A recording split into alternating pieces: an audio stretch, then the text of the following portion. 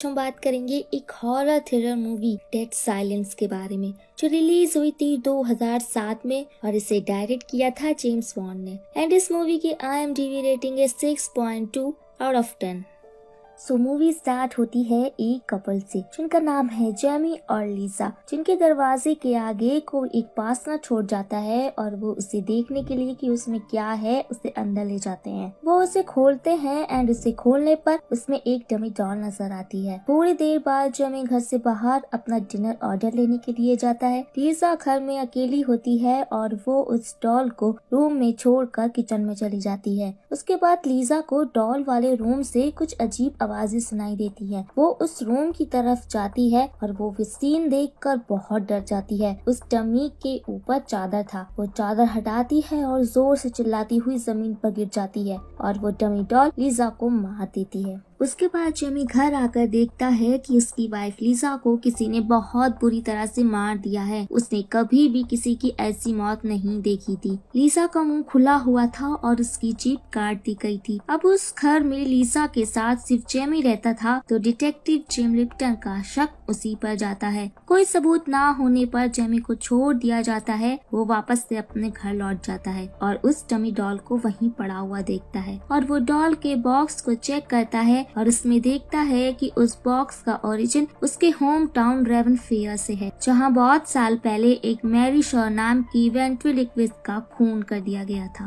Ventriloquist वो होते हैं जो डमी या पपेट्स को कंट्रोल कर उनकी आवाज बनते हैं और लोगों को एंटरटेन करते हैं। उसके बाद जेमी अपने होम टाउन जाता है। वहाँ वो अपने पिता एडवर्ड एशियन और अपनी स्टेप मदर एला एशियन से मिलता है और उनसे कुछ सवाल कर वहाँ से जाने लगता है। एला उसे रोकने की बहुत कोशिश करती है लेकिन वो एक होटल में रुकता है और तभी रात में उसे कुछ महसूस होता है। उसे मैरी शॉ दिखाई देती है। तभी वो जाग जाता है। फिर अगले दिन जेमी हेनरी नाम के एक आदमी से मिलता है जो एक मोर्टिशियन है। मोर्टिशियन वो लोग होते हैं जो मरने के बाद डेड बॉडीज की फोटोज लिया करते हैं। फिर हेनरी की वाइफ मेरियन अकेले अंधेरे में बैठी फुसफुसाती नजर आती है और हेनरी उसे प्यार से समझाकर बाहर निकाल लेता है। और उसके बाद लीजा के फ्यूनरल पर जेमी को एक औरत जाती दिखाई देती है। वो उसके पीछे पीछे मैरी शॉ की कब्र तक पहुंच जाता है, जहां मेरियन आकर जेमी से कहती है कि उस डॉल को दफना दो।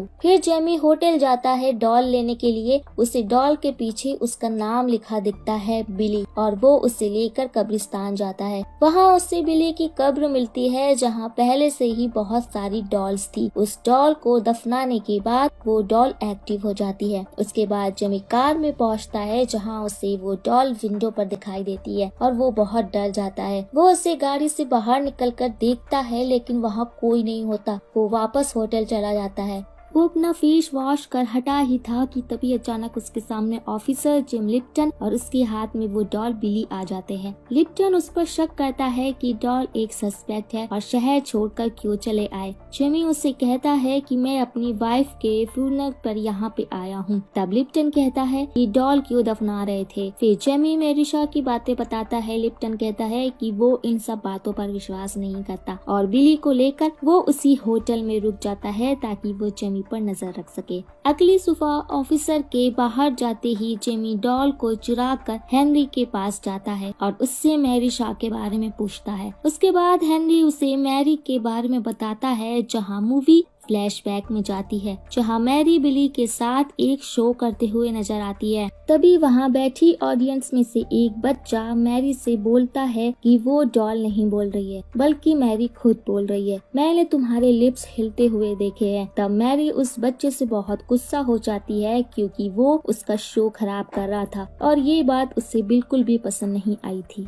फिर जिस बच्चे ने उसकी बुराई की थी वो गायब हो गया और कभी वापस नहीं लौटा। उसके बाद मैरी शॉ की भी मौत हो गई और हेनरी के पिता भी मोर्टिशियन का काम किया करते थे। हेनरी बताता है कि मैरी की उसके पिता से इच्छा थी कि उसकी सभी डॉल्स के साथ उसे दफनाया जाए और साथ ही मैरी को भी एक डॉल में बदल दिया जाए और वो ठीक ऐसा ही करते हैं। फिर हेनरी अपनी मेमोरीज के एक फ्लैशबैक में जाता है जहाँ वो गलती से मैरी की डेड बॉडी को नीचे गिरा देता है और वो डेड बॉडी हेनरी के सामने अचानक से खड़ी हो जाती है। फिर हेनरी जेमी को सब बताने के बाद उसको बहुत सारी फोटोज दिखाता है जिसमें सभी डेड बॉडीज में एक चीज कॉमन थी, सभी की जीभ कटी हुई थी। फिर जेमी तुरंत उस पुराने थिएटर में जाता है। फिर जेमी को थिएटर में एक बुक मिलती है जिसमें एक परफेक्ट डॉल बनाने का तरीका लिखा होता है। उसके बाद हेनरी की वाइफ मैरियन उस डॉल बिली से कुछ बातें करती दिखाई देती है, जिससे गुस्से में आकर हेनरी उस डॉल को अपने ऑफिस ले जाता है। वहाँ ऑफिस में एक रूम में एक सीक्रेट जगह थी जहाँ हेनरी को ऐसा लगता है कि मैरियन नाराज होकर बैठी हुई है। अंदर जाने पर हेनरी को कोई दिखाई नहीं देता और फिर सडनली वो जगह लॉक्ड हो जाती है। फिर हेनरी को महसूस होता है कि वहाँ उसके सिवा कोई और भी है। फिर अचानक से मैरिशा उसे दिखाई देती है और उसका भी अंजाम वही होता है जो और लोगों का हुआ था। उसके बाद जेमी अपने पिता एडवर्ड के घर जाता है और अपने पिता से कहता है कि उन्हें मैरिशा के बारे में सब पता था, लेकिन फिर भी उन्होंने उसे कुछ नहीं बताया।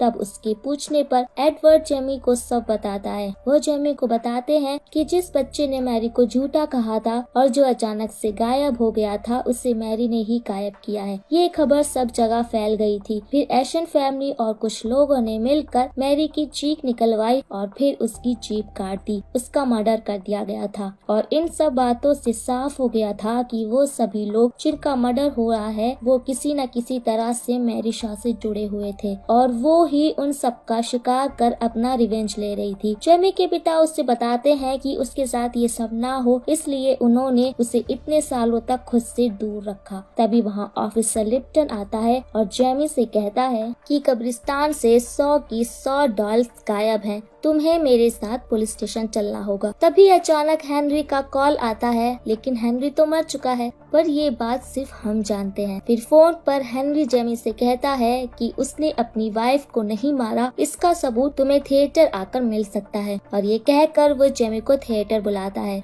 फिर जेमी ऑफिसर को धक्का देकर भाग जाता है और ऑफिसर लिप्टन भी जेमी का पीछा करता है। फिर हेनरी जेमी को एक रूम की तरफ बुलाता है और लिप्टन भी उसका गन लेकर पीछा कर रहा होता है, जहां उसे भी डरावनी आवाजें सुनाई देने लगती हैं और ऑफिसर लिप्टन को भी जेमी पर यकीन आने लगता है। फिर अंदर जाते ही बॉक्सेस के अंदर वो 99 डॉल्स मिल जाती हैं जो गायब हुई थी, लेकिन बिली का बॉक्स खाली होता है और वो बच्चा जो गायब हुआ था एक डॉल के रूप में वो भी वहाँ पर होता है। फिर वहाँ मौजूद सभी डॉल्स अपनी बाई तरफ देखने लगती है और वहाँ एक क्लाउन डॉल कुर्सी पर हिलते हुए दिखाई देती है। तब जेमी उसे देखकर कहता है मैरिशा मैरिशा। फिर वो डॉल जेमी को कहती है क्लेवर बॉय। तब जेमी मैरी से पूछता है कि लीसा को तुमने क्यों मारा। वो डॉल उससे कहती है कि मेरे पास आओ, तुम्हारे कान में बताऊंगी, और वहाँ वो उसे लीसा की मौत का रीजन बताती है। वो उसे कहती है कि लीसा प्रेग्नेंट थी, उसे लड़का होने वाला था और एशियन फैमिली में जो भी होगा मैं उसे मार दूंगी। इतना कहते ही डॉल की लंबी सी जीभ बाहर निकलती है और जेमी की तरफ बढ़ती है। तब लिप्टन डॉल पर गोली चला देता है। फिर धीरे धीरे मैरिशा सारी डॉल्स के अंदर आने लगती है और लिप्टन एक एक करके सभी डॉल्स को गोली मारने लगता है और जेमी उन डॉल्स में आग लगा देता है और वो दोनों वहाँ से भागने लगते हैं। फिर ऑफिसर ब्रिज से नीचे गिर जाता है चिल्लाते हुए और तभी मैरिशा उसकी भी जीभ काट लेती है। जेमी भी गिरता है लेकिन वो अपना मुंह कवर कर लेता है और वहाँ से बचकर निकल जाता है। अब बस एक ही डॉल बची थी बिली और उसे भी जलाना था। जेमी समझ चुका था कि मैरी पुतलों में रहती है। वो हेनरी के पास जाता है। वो देखता है कि मैरियन हेनरी की डेड बॉडी को लेकर रो रही थी। वो उससे डॉल के बारे में पूछता है तो वो कहती है कि तुम्हारे पिता उसे लेकर चले गए।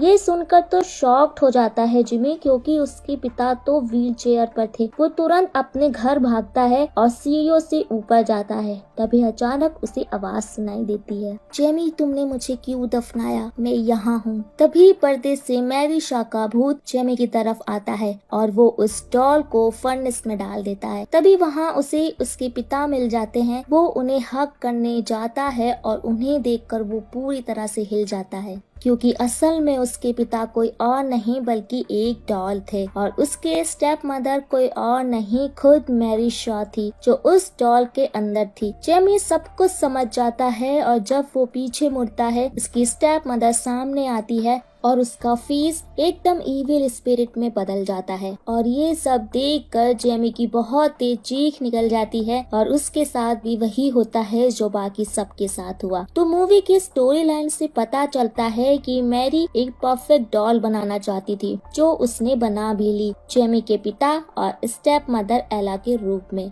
सब ये जानते थे कि मैरी की 100 डॉल्स के साथ उसे दफनाया गया था लेकिन असल में उसकी 102 डॉल्स थी। She have no childrens, only dolls। और इसीलिए जब लिप्टन ने उसकी डॉल्स को मारा तो मैरी ने भी उसे मार दिया एंड मूवी खत्म।